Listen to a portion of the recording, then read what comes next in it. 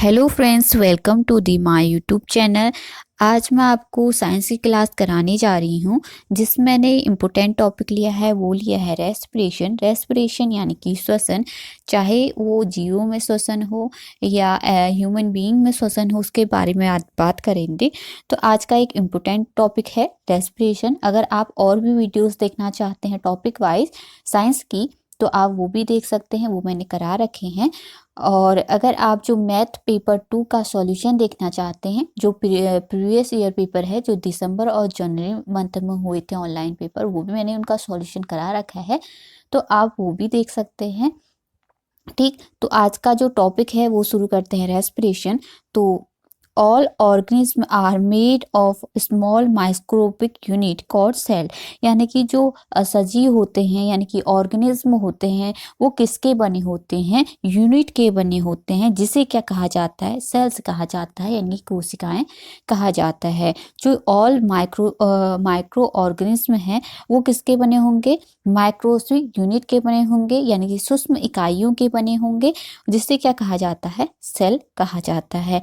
आगे बात करते हैं। A cell is the smallest structural and functional unit of an organism. जो सेल होता है, जो सेल होता है, smallest structure and functional unit of an organism. जो सेल होता है वो स्मॉलेस्ट यानी कि सबसे छोटी इकाई होती है, स्ट्रक्चरल यानी कि संरचनात्मक, फंक्शनल यानी कि क्रियात्मक इकाई होती है सजीव की। ठीक, each cell of an organism performs certain functions such as nutrition, transport, excretion and reproduction।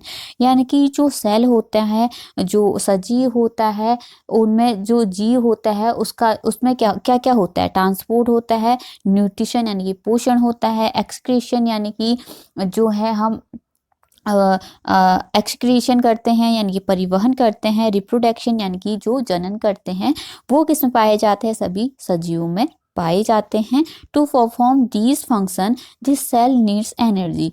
अब हमको क्या करना पड़ेगा? अगर हमको न्यूट्रिशन चाहिए, एक्सक्रीशन हम कर रहे हैं या रिप्रोडक्शन हम कर रहे हैं, तो उसके लिए हमको किसकी आवश्यकता होती है? एनर्जी की आवश्यकता होती है। ठीक, all living organism respire to get energy from food. यानी कि जो हमारे जो सजीव होते हैं, वो क्या करते हैं? श्वसन करते हैं, और श्वसन करते हैं to get energy from food. कहाँ से एनर्जी प्राप्त करते हैं? जो हम भोजन लेते हैं, वहाँ से क्या करते हैं? हम एनर्जी प्राप्त करते हैं। During breathing we breathe in air. जब हम क्या करते हैं, जब हम ब्रीथ करते हैं, वी ब्रीथ इन एयर, यानी कि हम ब्रीथ कहाँ पे करते हैं? एयर यानी कि वायु में हम क्या करते हैं? अपने श्वसन करते हैं।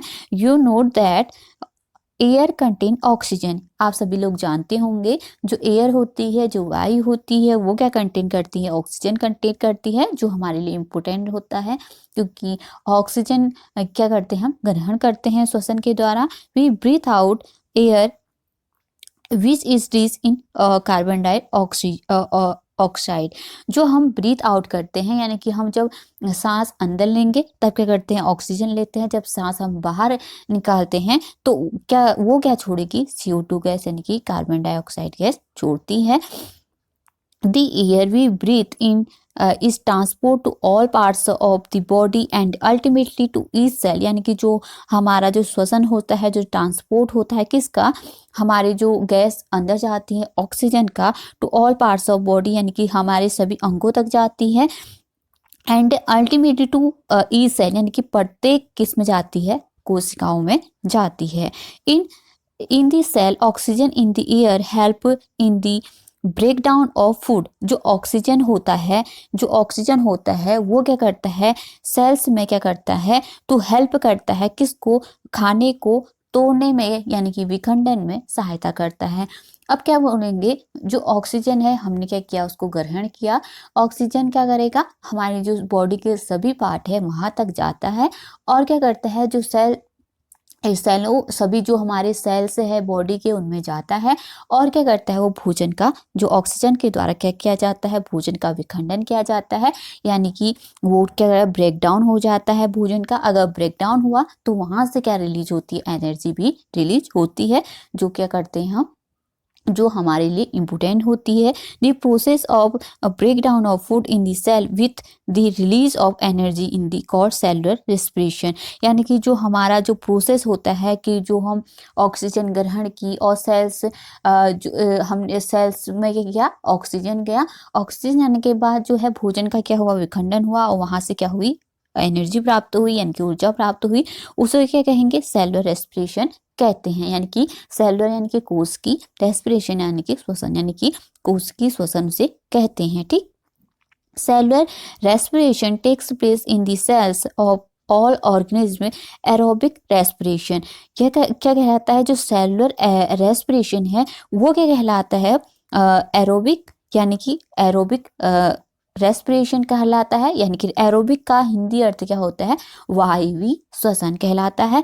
ठीक, ये आपको समझ में आ गया होगा कि जो हम क्या करेंगे, इसका सीधा मीन क्या है, इसका टॉपिक से हमको सीधा क्या आता है, क्या समझ में आता है कि हम क्या करते हैं, एयर में जो ऑक्सीजन होती है उसे क्या करेंगे, हम ग्रहण करेंगे, यानी कि ग्रहण करने के बाद वो क्या करेगा, हमारे जो बॉडी के सभी पार्ट्स है, सेल्स है, उनमें क्या करेगा, जाएंगे, ऑक्सीजन जाएगा और जाने के बाद क्या करेगा, जो ऑक्सीजन है वो भोजन का क्या करेगा, विखंडन करेगा और विखंडन होने के बाद वहाँ से क्या होगी, एनर्जी रिलीज होगी और एनर्जी रिलीज होगी जो हमारे लिए इम्पोर्टेंट है, उसे ही क्या करेंगे, सेलुलर रेस्पिरेशन भी कहेंगे और उसे ही क्या कहेंगे, एरोबिक रेस्पिरेशन यानी कि वायवीय श्वसन भी कहेंगे। ठीक, आई होप आपको समझ में आ गया होगा। ठीक, इन दी सेल्स द फूड फूड यानी कि फूड को ही क्या कहा गया है, ग्लूकोज कहा गया है, is broken down into carbon dioxide and water using oxygen. यानी कि अब बात कर रहे हैं हम किसकी, एरोबिक, यहाँ से नया टॉपिक स्टार्ट हो गया, ये यहाँ पे लिख दिया मैंने, तो ये यहाँ का है। तो नया जो टॉपिक है वो क्या है, एरोबिक रेस्पिरेशन यानी कि वायवीय श्वसन। तो वायवीय श्वसन के बारे में आप बात करते हैं इन दी सेल, यानी कि जब हमारी जो कोशिका है, जो कोशिका के अंदर क्या होता है, अगर दी फूड यानी कि जो हमारा भोजन है या उसे ही क्या कहा गया है, ग्लूकोज कहा गया, is broken down into carbon dioxide, यानी कि अगर वो किस में टूट जा रहा है, ब्रोक हो जा रहा है, CO2 प्लस वाटर में ब्रोक हो जा रहा है, यूजिंग ऑफ ऑक्सीजन, किसका यूज करके, ऑक्सीजन का यूज करके। When breakdown of glucose occurs with the use of oxygen it is called aerobic respiration. साफ साफ कहा गया है, अगर हमारा जो भोजन है या जो ग्लूकोज है वो ब्रेकडाउन हो रहा है किसकी उपस्थिति में, ऑक्सीजन की उपस्थिति में, या यूज ऑफ ऑक्सीजन कह सकते हैं, या जो ऑक्सीजन है उसकी उपस्थिति में जो हमारा भोजन है वो उसका विखंडन हो रहा है, तो उसको क्या कहेंगे, एरोबिक रेस्पिरेशन कहेंगे। ठीक, आई होप आपको समझ में आ गया होगा कि वायवीय श्वसन के किसे कहेंगे, जब क्या होगा, हमारा जो भोजन है यानी कि जो ग्लूकोज है वो किस में टूटेगा, वो ऑक्सीजन की उपस्थिति में टूटता है। यानी कि हम क्या करेंगे, जब हम क्या करेंगे, ऑक्सीजन को अंदर लेंगे, उस ऑक्सीजन की वजह से क्या कर रहा है, हमारा जो भोजन है उसका विखंडन हो रहा है, ब्रेकडाउन हो रहा है, तो उसको क्या कहेंगे, हम एरोबिक रेस्पिरेशन कहेंगे। जैसे यहाँ पे ये दिया गया है रिएक्शन की कैसे होता है, तो ग्लूकोज यहाँ पे हमारा भोजन भी हो सकता है, आप कंफ्यूज ना होए, या आपको ये जो है आपको ये ऐसा ही एक जो है रिएक्शन दे दिया जाएगा और पूछा जाएगा कि किसमें टूटता है, आपके ऑप्शन होंगे तो आप सीधे बता सकते हैं। जब glucose with the use of oxygen, यानी कि हम ऑक्सीजन का यूज करके क्या हो रहा है, टूट रहा है हमारा ग्लूकोज किसमें, CO2 plus H2O plus energy में टूट रहा है, तो उसको क्या कहेंगे, एरोबिक रेस्पिरेशन कहेंगे। आई होप आपको समझ में आ रहा होगा। आप इतना ही याद रखिए कि ग्लूकोज किस में टूट रहा है, CO2 में टूट रहा है, वाटर में टूट रहा है, एनर्जी में टूट रहा है, बट हमको किसका यूज करके टूट रहा है, ये ऑक्सीजन का यूज करके टूट रहा है, तो उसको एरोबिक रेस्पिरेशन कहेंगे। ठीक, अब जो दूसरा जो टॉपिक है वो है एनारोबिक रेस्पिरेशन, यानी कि अवायवीय श्वसन के बारे में बात करते हैं। तो अवायवीय श्वसन क्या होता है, जैसे आपको वायवीय श्वसन का ही उल्टा हो गया कि वायवीय श्वसन में क्या हो रहा था, ऑक्सीजन का यूज करके टूटा था। अब यहाँ पे क्या हो जाएगा, हमारा जो ऑक्सीजन है उसका हम यूज नहीं कर पाएंगे, यानी कि जो ऑक्सीजन है उसकी जो अनुपस्थिति में हमारा भोजन का क्या होगा, ब्रेकडाउन होगा। ठीक, food can also be broken down without using oxygen. जैसे मैंने आपको कहा कि भोजन का विखंडन किसकी अनुपस्थिति में होगा, ऑक्सीजन का यहाँ पे कोई रोल नहीं होगा। अगर बिना रोल के वो जो हमारा जो भोजन है वो टूट रहा है तो उसको एनारोबिक रेस्पिरेशन कहेंगे। This is called anaerobic respiration. ये क्या कहलाता है, एनारोबिक रेस्पिरेशन यानी कि अवायवीय श्वसन कहलाता है। Break down of food release energy, यानी कि उस जो भोजन है वो टूटने से फिर भी क्या कर रहा है, हमको एनर्जी रिलीज करेगा। ऐसा नहीं है कि जब हम ऑक्सीजन का उपयोग करेंगे तभी जो भोजन टूटेगा तो वो एनर्जी देगा, बट ऐसा भी होता है कि बिना हम ऑक्सीजन का उपयोग करके वो किस में टूट जाता है, एनर्जी, वो एनर्जी रिलीज करता है। ठीक, दोनों में क्या करेगा, एनर्जी ही रिलीज करेगा। लेकिन उसके कुछ जो है, जब ऑक्सीजन की अनुपस्थिति में श्वसन करता है तब उसके कुछ हानिकारक परिणाम भी देखने को मिलते हैं।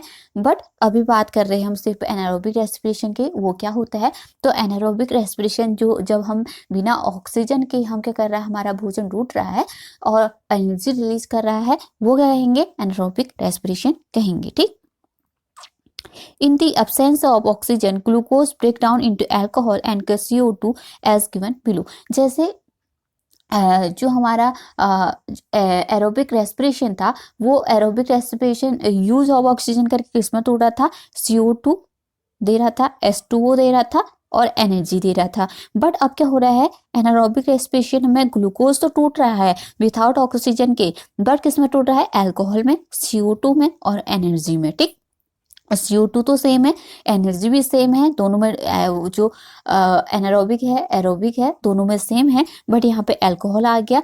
एनारोबिक में क्या देगा, अल्कोहल देगा, जबकि जो एरोबिक में है उसमें क्या देगा, H2O रिलीज करता है। ठीक, ये आपको ये रिएक्शन जो है ये याद करनी है कि जो एनारोबिक है उसमें किसमें टूटेगा हमारा भोजन, और जो एनारोबिक और एरोबिक में किसमें टूटता है, ये आपको ध्यान रखना होगा। ठीक, अब बात करते हैं यीस्ट की। यीस्ट क्या है, यीस्ट को हिंदी में क्या कहते हैं, फंगी भी कहते हैं। तो yeast are single celled organism, यानी कि जो यीस्ट है वो एक कोष की यानी कि सिंगल सेल्ड ऑर्गेनिज्म है। They respire anaerobically and during this process yield alcohol, यानी कि ये क्या करता है, अवायवीय श्वसन करता है। आपको ये क्वेश्चन जरूर पूछा जा सकता है कि इनमें से कौन सा जीव अवायवीय श्वसन करता है यानी कि एनारोबिक रेस्पिरेशन करता है, तो आप बता सकते हैं कि यीस्ट करता है। यीस्ट ऐसा ऑर्गेनिज्म है जो क्या करता है, अवायवीय श्वसन यानी कि एनारोबिक रेस्पिरेशन करता है।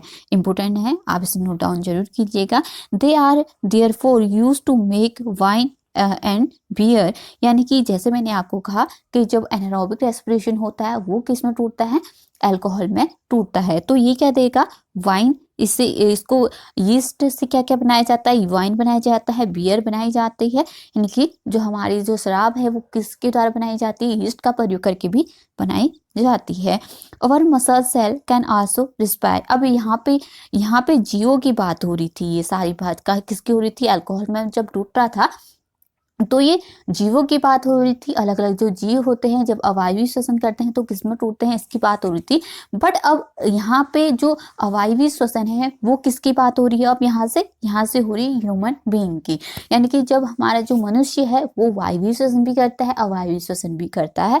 वायवीय श्वसन में तो ठीक है, वो किसमें टूटेगा, कार्बन डाइऑक्साइड रिलीज करेगा, oxygen release, sorry, carbon dioxide H2 energy release करेगा। बट अगर क्या हो रहा है, हम अवायवीय श्वसन कर रहे हैं, तब जो ह्यूमन बीइंग है वो किसमें टूटता है, ये भी आपको पूछा जा सकता है।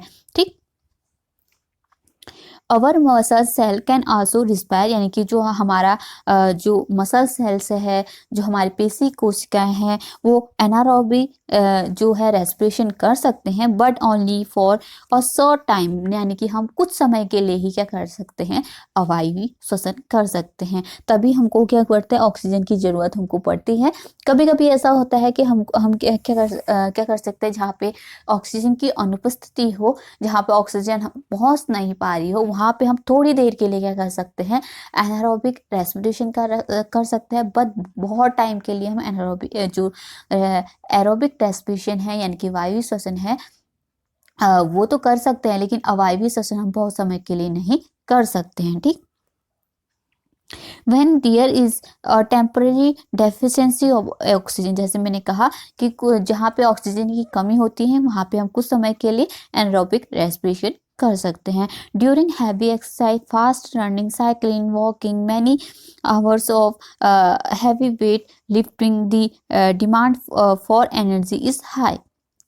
जैसे इसमें कहा गया है कि जब हम हैवी एक्सरसाइज करते हैं, यानी कि हम बहुत क्या करते हैं, एक्सरसाइज करते हैं और फास्ट रनिंग करते हैं, यानी कि हम तेजी से दौड़ते हैं, यानी कि हमारी तब क्या होता है, हमको महसूस होता है कि हमारी सांस जो है वो फूलने लगी है, क्योंकि वहाँ पे क्या हो रहा है, ऑक्सीजन जितनी ऑक्सीजन हमको चाहिए उतनी जो ऑक्सीजन है हमको नहीं मिल पा रही है, तो उसके लिए हमको उस टाइम पे क्या होता है, हमारा एनारोबिक रेस्पिरेशन होता है, यानी कि अवायवीय श्वसन होता है। पूछा भी जा सकता है कि कब हम क्या करते हैं, अवायवीय श्वसन करते हैं, ये आपको पूछा जा सकता है। तो साइकिलिंग में, वॉकिंग फॉर मैनी आवर्स, यदि हम बहुत घंटे से क्या कर रहे हैं, चल रहे हैं, तब वेट लिफ्टिंग के टाइम पे हो सकता है। The demand of energies high, तब क्या होती है, हमारी जो एनर्जी होती है उसको कार्यों को करने के लिए हमको क्या चाहिए, अधिक एनर्जी की आवश्यकता होती है।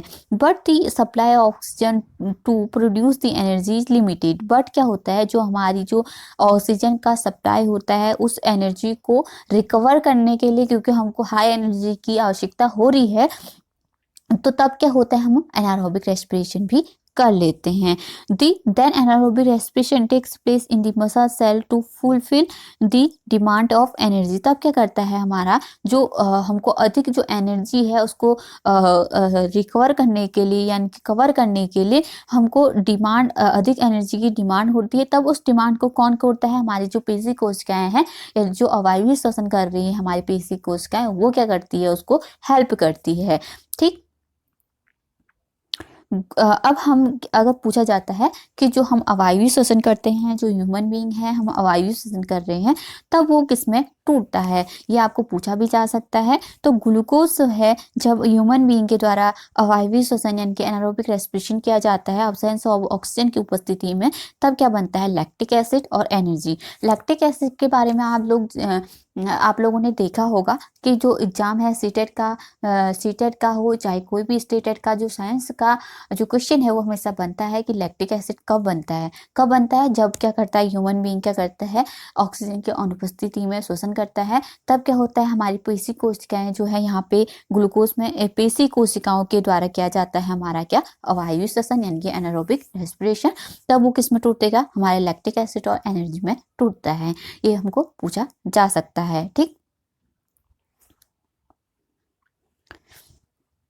अब हमारा जब लैक्टिक एसिड बन रहा है, क्योंकि हमने अवायवीय श्वसन किया है, यानी कि एनारोबिक रेस्पिरेशन किया है, ऑक्सीजन की अनुपस्थिति में रेस्पिरेशन किया है, तब हमको कुछ उसके परिणाम भी देखने को मिलेंगे, क्योंकि ऐसा नहीं हो सकता है कि हम बहुत टाइम के लिए जो है एनारोबिक रेस्पिरेशन करें, क्योंकि कुछ लिमिटेड टाइम के लिए होता है, और लिमिटेड टाइम में क्या बनता है, हमारा लैक्टिक एसिड बनना शुरू हो जाता है। अब लैक्टिक एसिड जब अधिक बनता है, तब हमारा कुछ इफेक्ट भी होगा हमारी बॉडी पे, तो उसके बारे में जानते हैं कि क्या इफेक्ट होता है।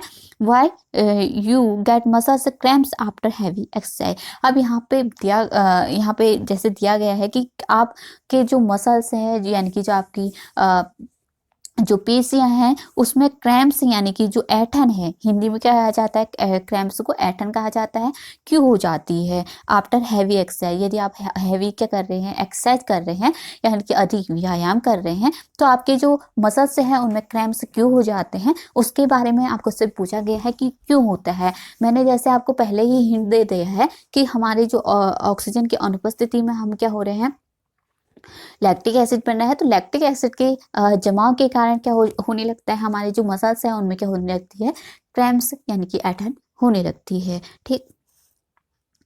The cramps occurs when muscles cell respire anaerobically। जब क्या होता है, हमारे जो पेशी कोशिकाएं हैं वो रिस्पायर करती है, यानी कि जो रेस्पिरेशन करती हैं, यानी कि श्वसन करती हैं, एनारोबिकली यानी कि अवायवीय श्वसन करती हैं। The partial breakdown of glucose produce lactic acid। जो हमारा जो ग्लूकोज है वो किसमें टूट जाता है, ब्रेकडाउन हो जाता है लैक्टिक एसिड में, यानी कि जो लैक्टिक अम्ल है उसमें टूट जाता है।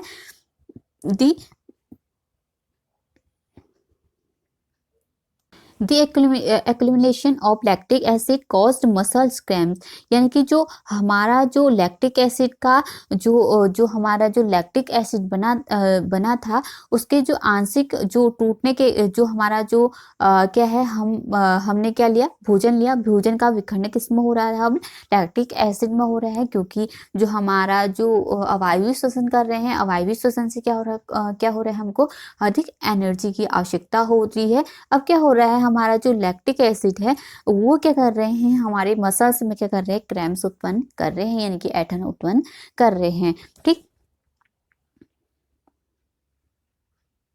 We get relief from cramps after a hot water bath और मसाज, यानी कि अब हमको ये क्वेश्चन भी पूछा जा सकता है कि हमारा जो क्रैम्प्स हो गए, यानी कि जो ऐंठन हो गई हमारी मसल्स में, वो अब कब दूर होंगी, तो दूर कैसे हो सकती है, इससे रिलीफ कब मिल सकता है, हॉट वाटर, यानी कि जो अगर हम क्या ले रहे हैं, गर्म पानी से हम क्या कर रहे हैं, बात कर रहे हैं, यानी कि नहा रहे हैं, और मसाज कर रहे हैं, यानी कि अगर हम गर्म पानी से मसाज करते हैं या हॉट वाटर से नहाते हैं, तब क्या हो रहा है, हमारा जो क्रैम्प्स हो गए वो क्या हो जाते हैं, कम हो जाते हैं। ठीक ठीक, can you guess why it is so, यानी कि आप बता सकते हैं कि हमने जब हॉट वाटर से नहाया या मसाज किया तो हमारा जो ऐंठन है, वो क्रैम्प्स जो पड़ गए थे वो कम कैसे हो रहे हैं, इसके बारे में जानेंगे कि क्यों होता है ऐसा। हॉट वाटर बाथ और massage improve circulation of blood, यानी कि जब हम हॉट वाटर से नहाते हैं या हम मसाज करते हैं, तब हमारा क्या हो जाता है, सर्कुलेशन ऑफ ब्लड क्या हो जाता है, इम्प्रूव हो जाता है, यानी कि हमारा रक्त का जो सर्कुलेशन है, यानी कि संचरण है, वो क्या हो जाता है, हमारा ठीक हो जाता है। इसके कारण हमको क्या होता है, रिलीफ मिलता है। एज और result the supply oxygen to get the muscles cells increase, यानी कि जैसे जैसे हमारा जो है ऑक्सीजन मिलता है, किसको, मसल सेल को मिलता है, as the supply oxygen to the muscle cells increase, यानी कि जैसे जैसे क्या होता है, हमारा जो मसल सेल से है, जो पेशी कोशिकाएं हैं, उनको ऑक्सीजन मिलता है, the increase in the supply oxygen result in the complete breakdown of lactic acid into carbon dioxide and hot water, यानी कि जैसे हमको अब क्या हो रहा है कि ऑक्सीजन मिल रहा है, हमारा लैक्टिक एसिड क्या हो रहा था, वो क्या हो रहा था, जमा हो रहा था। अब क्या कर रहा है, ऑक्सीजन मिलने के कारण अब क्या होगा, अब लैक्टिक एसिड का भी यहाँ पे ब्रेक डाउन होगा, यानी कि टूटेगा। लैक्टिक एसिड कब टूटेगा, अब लैक्टिक एसिड भी टूटने लगा है ऑक्सीजन पाने के कारण। ऑक्सीजन जब पाएगा तो किसमें टूटेगा, CO2 रिलीज करेगा और H2O रिलीज करेगा। ये पूछा जा सकता है कि लैक्टिक एसिड तो पहले तो हमने अवायवीय श्वसन किया, अवायवीय श्वसन के कारण हमारा लैक्टिक एसिड बना, लैक्टिक एसिड बनने से हमारी जो मसल्स है उनमें क्या हुई, ऐंठन शुरू हुई, यानी कि क्रैम्प शुरू हुए। क्रैम्प शुरू होने से हमने जो लैक्टिक एसिड का जमा हो रहा था, अब क्या हो रहा है, जो हमको अगर हमको जो ऑक्सीजन है वो इंक्रीज हो रहा है, हमारी बॉडी में बढ़ रहा है, तब क्या करेगा, जो लैक्टिक एसिड जो हमारा बन रहा था वो किसमें टूटने लग जाएगा, CO2 और H2 में टूट जाएगा, यानी कि कार्बन डाइऑक्साइड गैस और हॉट वाटर में क्या होगा, वाटर में क्या होगा, टूट जाएगा। ठीक, अब बात करते हैं ब्रीथिंग की, यानी कि श्वसन की, यानी कि जो हमारा श्वसन होता है, इनहेलेशन एंड एक्सहेलेशन के बारे में बात करेंगे, यानी कि जो हमारा श्वसन है, इनहेलेशन यानी कि अंतः श्वसन, एक्सहेलेशन यानी कि उच्च श्वसन के बारे में बात करेंगे। हिंदी में इसके इनहेलेशन को क्या कहा जाता है, अंतः श्वसन कहा जाता है, एंड जो उच्च श्वसन कहा जाता है वो एक्सहेलेशन को कहा जाता है। ठीक, ये तो आपको पता ही होगा कि इनहेलेशन और एक्सहेलेशन कब होता है, लेकिन थोड़ा सा इसके बारे में जान लेते हैं। Breathing means taking in air rich in oxygen and giving out air rich in carbon dioxide with help of respiratory organs, यानी कि हमारा जो ऑक्सीजन हम लेते हैं, ये तो आपको पता ही है, फिर हम क्या करते हैं, CO2 गैस क्या करता है, रिलीज करते हैं, ये आपको पता है। The taking in the air rich in the oxygen into body is called inhalation, यानी कि जब हम ऑक्सीजन को ग्रहण करते हैं, ऑक्सीजन लेते हैं, तब उसे इनहेलेशन कहा जाता है। जब CO2 रिलीज होता है उसको एक्सहेलेशन कहा जाता है। इतना ही इसमें जानना है, इसमें कुछ नहीं है इतना। अब ब्रीथिंग रेट के बारे में पूछा जा सकता है कि ब्रीथिंग रेट किसे कहते हैं। The number of time a person breath in a minute is term as a breathing rate. Breathing rate के बारे में आपसे पूछा जा सकता है कि ब्रीथिंग रेट क्या होती है, यानी कि श्वसन दर क्या होती है। यानी कि अगर पर्सन है, यानी कि एक व्यक्ति है, वो क्या कर रहा है, 1 मिनट में कितनी बार क्या कर रहा है, ब्रीथ ले रहा है, उसे क्या कहेंगे हम, ब्रीथिंग रेट कहेंगे, यानी कि श्वसन दर कहेंगे। यानी कि एक व्यक्ति जो है 1 मिनट में जितनी बार क्या कर रहा है, श्वसन कर रहा है और ब्रीथ कर रहा है, उसी क्या कहेंगे हम, श्वसन दर कहेंगे, यानी कि ब्रीथिंग रेट कहेंगे। ठीक, अब यहाँ से इम्पोर्टेंट आ जाता है, यहाँ पे हम कैसे श्वसन करते हैं उसके बारे में हम जानेंगे। अब यहाँ से बात करते हैं कि कैसा हमारा जो श्वसन होता है, कि कहाँ कहाँ से होकर हमारा श्वसन होता है। जैसे हम नाक से क्या करते हैं, सांस लेते हैं, फिर उसके बाद वो कहाँ हमारे जो लंग्स है वहाँ तक जाते हैं। इसके बारे में हम बात करेंगे कि कैसे श्वसन होता है, उनका जो क्रम है वो भी क्या कभी कभी क्या होता है, पूछा जाता है कि इसका जो रेस्पिरेशन है कैसे होता है, उसको क्रम से लगाए, ऐसे करके क्वेश्चन बनता है, तो आप उनको लगा सकते हैं। तो शुरू करते हैं। व्हेन वी इनहेल एयर, जब हम क्या करते हैं, हम इनहेल करते हैं, यानी कि हम क्या लेते हैं, एयर को लेते हैं। It passes through our nostrils into the nasal cavity, तो हमारा जो नाक के द्वारा है, हमारा जो नाक है उसके द्वारा हम क्या करते हैं, सांस लेते हैं। ठीक, फ्रॉम द नेजल कैविटी, यानी कि जो हमारा नेजल कैविटी को हिंदी में क्या कहा जाता है, नासा गुहा कहा जाता है। From the nasal cavity the air reach our lungs through the wind pipe, यानी कि जो हमारा जो हमारे नाक से जो हमने सांस ली थी, तो जो नेजल कैविटी है, यानी कि जो नासा गुहा है, वहाँ से जो एयर है, यानी कि जो हमारी वायु है, वो कहाँ चली जाती है, लंग्स में पहुँच जाती है। लंग्स यानी कि फेफड़े में पहुँच जाती है थ्रू दी विंड पाइप, यानी कि जो हमारा श्वास नली है, विंड पाइप किसे कहा जाता है, श्वास नली को कहा जाता है। जो श्वास नली है उससे होते हुए कहाँ जाती है, हमारी लंग्स में, यानी कि फेफड़े में चली जाती है। The lungs are present in to the chest cavity, जो हमारे जो फेफड़े हैं, जो हमारा जो फेफड़े हैं वो कहाँ स्थित होती है, चेस्ट कैविटी है, जो यानी कि जो हमारे हिंदी में इसे क्या कहा जाता है, वक्ष गुहा कहा जाता है, वहाँ पे क्या रहती है, प्रेजेंट रहती है। The cavity is surrounded by ribs और साइड्स, जो हमारी जो कैविटी है, जो वक्ष गुहा है, जो हमारे वो कहाँ वो किससे सराउंडेड रहती है, रिब्स से सराउंडेड रहती है।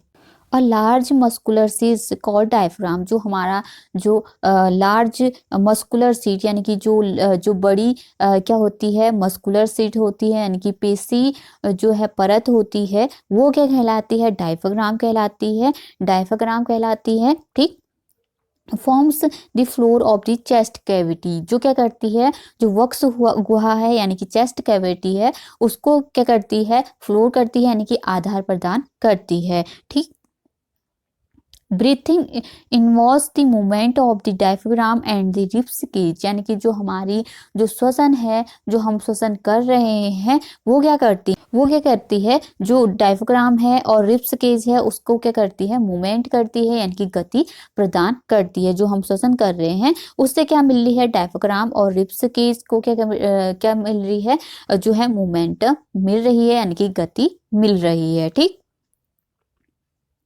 ड्यूरिंग इनहेलेशन, जब क्या कर रहे हैं, हम इनहेल कर रहे हैं एयर को, ribs move up and outward the diaphragm move down, यानी कि जो रिब्स है, यानी कि जो हमारी जो पसलियां है, वो अप हो जाती है, यानी कि ऊपर की तरफ आ जाती है, एंड आउटवर्ड द डायफ्राम, यानी कि जो एंड आउटवर्ड, यानी कि ऊपर को होंगी, और आउटवर्ड यानी कि बाहर को आएंगी। जो पूछा भी जा सकता है कि जो पसलियां होती है, जब हम सांस लेते हैं, इनहेल करते हैं, तब क्या होता है, जो हमारी जो पसलियां हैं वो ऊपर की ओर आएंगी और बाहर की ओर आएंगी, ऊपर और बाहर। ठीक, और डायफ्राम का मोमेंटम क्या होगा, डायफ्राम नीचे की ओर आएंगी। ठीक, डायफ्राम कहाँ को मूवमेंट करेगा, नीचे की ओर, और जो हमारी पसलियां हैं वो ऊपर की ओर, बाहर की ओर क्या करेंगी, गति करेंगी। ठीक, ये आपसे पूछा जा सकता है। रिब्स क्या करेंगी, यानी कि जो पसलियां हैं ऊपर को और बाहर को गति करेंगे, जबकि जो डायफ्राम है वो क्या करेंगी, नीचे की ओर क्या करेंगी, गति करेंगी। और जब क्या करेंगे हम एक्सेलेरेशन करेंगे, उसका जो होगा उल्टा हो जाएगा। ठीक, this movement increase space in our chest cavity and air rushes into the lungs। अब ये क्या कर रहा है, जब वो मूवमेंट क्या कर रहा है, उससे क्या हो गया, हमारी जो चेस्ट कैविटी है उनमें क्या हो गया, स्पेस ज़्यादा हो गया, इंक्रीज हो गया। ठीक, and air रसेस into the lungs, जो एयर हमारी आई थी वो अब कहाँ चलेगी, लंग्स यानी कि फेफड़े में चली जाती है। ठीक, the lungs get filled with air, यानी कि जो लंग्स है, जो फेफड़े हैं, अब क्या हो गया, हमारे वायु से भर जाते हैं ड्यूरिंग एक्सहेलेशन। जब हम क्या कर रहे हैं, हम सांस अब बाहर को निकाल रहे हैं, रिब्स मूव डाउन, यानी कि जो हमारी पसलियां हैं वो नीचे की तरफ आएंगी और इनवर्ड और अंदर की तरफ जाती है। एंड डायफ्राम मूव अप, अब डायफ्राम क्या हो रहा है, डायफ्राम क्या हो रहा है, ऊपर की ओर क्या कर रहा है, गति कर रहा है। इट्स फॉर्मर पोजीशन, यानी कि जैसे जो पहला उसका पोजीशन था, उस पोजीशन में क्या आ गया, पूर्व स्थिति में क्या आ गया, डायफ्राम आ गया। This reduce the size of chest cavity, अब क्या कर रहा है, जो हमारी जो चेस्ट कैविटी जो वक्ष गुहा थी उसका जो आयतन जो स्पेस बड़ा था, अब वो क्या हो रहा है, रिड्यूस हो रहा है। And the air pushes out the lungs, अब क्या हो रहा है, जो हमारा जो एयर हमारे फेफड़ों में चला गया था, अब जो एयर है उसको क्या कर रहे हैं, पुश कर रहे हैं बाहर की ओर। This movement in our body can be felt easily, अब जब क्या कर रहे हैं, हम सांस लेते हैं, बाहर निकालते हैं, उसको हम इजली क्या कर रहे हैं, महसूस भी करते होंगे, आप लोग सभी लोग करते हैं। Takes a deep breath, keep your palm on the abdominal, feels the movement of abdomen. तो आप क्या कर रहे हैं, आप क्या कर सकते हैं, अपना जो मोमेंटम है वो क्या कर सकते हैं, चेक भी कर सकते हैं। इतना ही था इसमें। क्या कर रहा है, अब पहले हम क्या करेंगे, हम सांस लेंगे, किससे, जो नासा गुहा है, जो नोजल कैविटी है, वहाँ से क्या करेंगे, सांस लेंगे। फिर वो हमारी जो है जो विंड पाइप है, वहाँ से जो है हमारी जो एयर जाएगी। ठीक, फिर वो लंग्स में जाएगी। लंग्स में कब जाएगी, जब क्या करेंगे, हमारी जो रिब्स है वो ऊपर की ओर आएंगी और बाहर की ओर आएंगी, और डायफ्राम क्या होगा, नीचे की ओर जाएगा। तब क्या होगा, हमारा एयर क्या होंगे, लंग्स की ओर पुश होंगे, और बाहर निकालने के लिए उसका उल्टा हो जाएगा। फिर क्या होंगे, उसी तरीके से हमारी जो एयर है, जो CO2 गैस है, वो क्या होगी, हमारी बाहर क्या होगी, रिलीज होगी। इतना ही इसमें आपको जानना था। ठीक, ऐसा पूछा जा सकता है कि पसीलियों की स्थिति कैसी होती है जब हम सांस लेते हैं या बाहर निकालते हैं, इनके बारे में पूछा जा सकता है। डायफ्राम के बारे में पूछा जा सकता है। ऐसा भी पूछा जा सकता है कि जो चेस्ट कैविटी है उसका जो आयतन है वो कब बढ़ता है, जब क्या करते हैं, हम इनहेल करते हैं। और जब क्या होता है, हमारा जो चेस्ट कैविटी की जो स्पेस है, जो वॉल्यूम है, उसका आयतन है वो कम हो जाता है। कब होता है, जब क्या करते हैं, हम एयर को रिलीज करते हैं अपने बॉडी से, यानी कि जो CO2 गैस हम रिलीज करते हैं, तब क्या होता है, हमारा जो चेस्ट कैविटी है, जो वक्ष गुहा है, उसका जो आयतन बढ़ा था वो क्या हो रहा है, रिड्यूस हो रहा है, इनके कम हो जाता है। इतना ही इसमें था। क्रम भी पूछा जा सकता है कि क्रम क्या होता है। ठीक,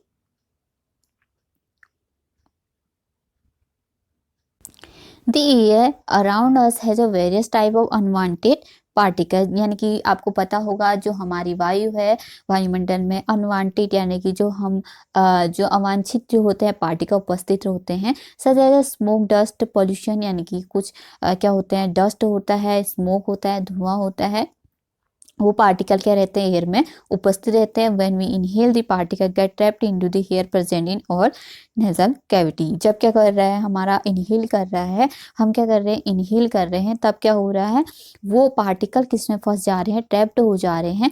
हेयर, जो हमारी जो नाक में जो बाल होते हैं उनमें क्या हो जाते हैं, फंस जाते हैं। However, sometimes these particles may get past the hair in the nasal cavity, but कुछ कभी कभी क्या होता है, जो हमारा जो पार्टिकल थे, जो हमारे जो अनवांटेड पार्टिकल थे वो कभी क्या हो जाते हैं, हेयर पे ट्रैप नहीं हो पाते हैं और हमारी बॉडी में चली जाते हैं। Then they irritate the lining of the cavity, यानी कि जब हम तब क्या कर रहे हैं, इरिटेट करते हैं हमारी लिनिंग को, यानी कि जो हमारी परत होती है उसको इरिटेट करते हैं, उत्तेजित करते हैं। As a result of which we sneeze, यानी कि तब हमको क्या होती है, इससे क्या होता है, हमको स्नीज होता है, यानी कि हमको छींक आनी शुरू हो जाती है।